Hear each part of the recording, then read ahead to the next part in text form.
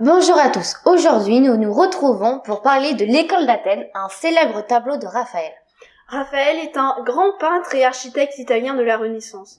Il est né à Urbino le 6 avril 1483 et il est mort à Rome en 1520. Il a peint de nombreux tableaux célèbres tels que la Transfiguration, son plus grand chef-d'œuvre. Il n'avait que 37 ans quand il est mort, atteint par la malaria. Des funérailles grandioses ont été organisées à sa mort et il repose au Panthéon de Rome. Mais revenons plutôt à l'école d'Athènes qui nous convie à une rencontre avec les plus grands philosophes de la Grèce antique.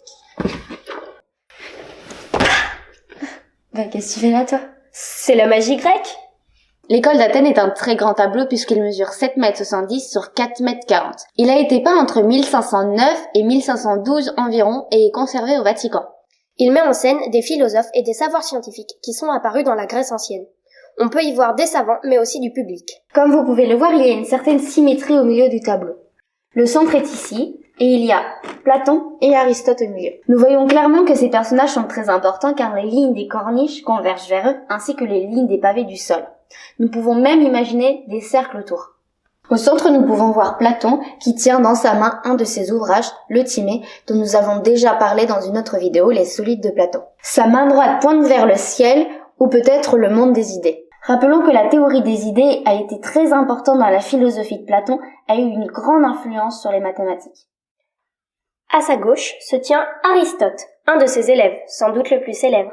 Et dans sa main gauche, il tient l'éthique. Il a été très important dans l'histoire de la pensée et des sciences, puisqu'il a posé les lois du raisonnement et a fondé la logique, qui sert dans le discours philosophique. Il a produit une importante somme de connaissances dans de nombreuses disciplines, comme la biologie, l'astronomie ou la physique. Elles sont basées sur l'observation et l'expérimentation.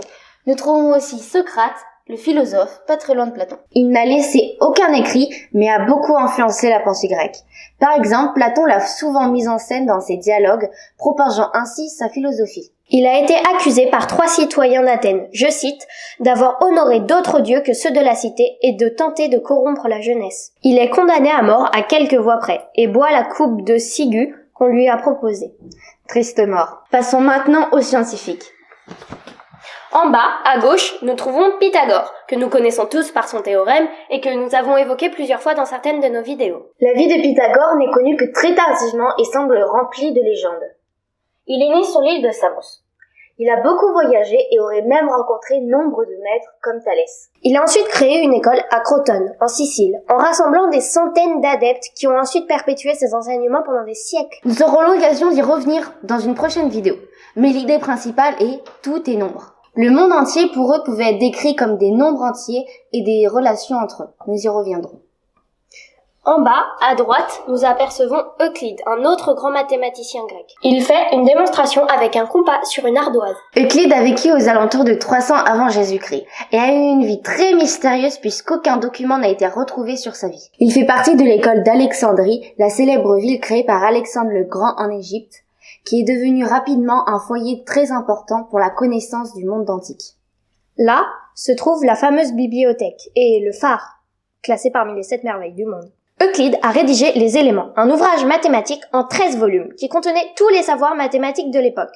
Il est présenté avec rigueur et avec des démonstrations.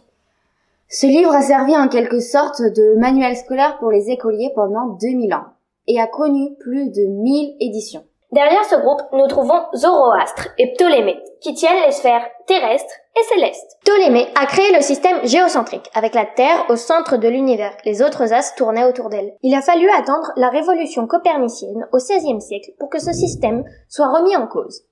Nous ne pouvons pas citer tous les personnages qui apparaissent dans cette œuvre tant ils sont nombreux. Nous vous invitons à poursuivre l'expérience de votre côté, elle est passionnante. N'oubliez pas de liker la vidéo. Abonnez-vous à Scientific Fizz. N'oubliez pas de liker la vidéo. Abonnez-vous à Scientific Fizz. N'oubliez pas de liker la vidéo. Abonnez-vous à Scientific Fizz.